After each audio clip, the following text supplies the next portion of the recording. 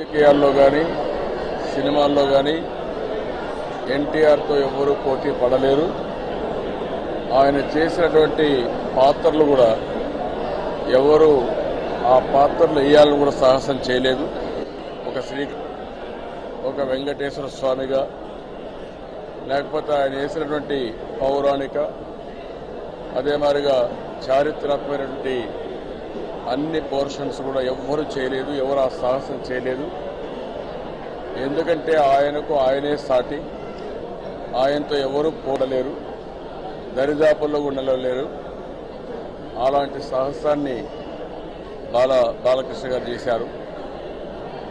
నేను కూడా భయపడ్డాను, ఒరిజినల్గా చేయగలుగుతాడా అనుకున్నాను. కానీ మళ్ళీ ఎన్టీ రామారావు గారే బాలకృష్ణ రూపంలో వచ్చినట్టు ప్రతి ఒక్క సన్నివేశాన్ని చూస్తే ఆ టీవీ, ఆ యొక్క ఒక మాటలో చెప్పాలంటే అన్ని విషయాలు అడుగడుగున ప్రతి ఒక్క మాటలో ఎన్టీ రామారావు గారే మళ్ళీ పుట్టి మళ్ళా ఈ వేషాలన్నీ వేశాడా అనే విధంగా బాలకృష్ణ గారు చేశారు. ఇది చూసిన తర్వాత ఇది ఒక చరిత్ర. ఆయన జీవితాన్ని, ఆ సినిమా జీవితాన్ని నుంచి, వ్యక్తిగత జీవితాన్ని నుంచి రాజకీయాల్లో ప్రవేశం అయ్యే వరకు ఎంత బ్రహ్మాండంగా తీశారంటే నేను కృషి గారిని కూడా మనస్ఫూర్తిగా అభినందిస్తున్నా.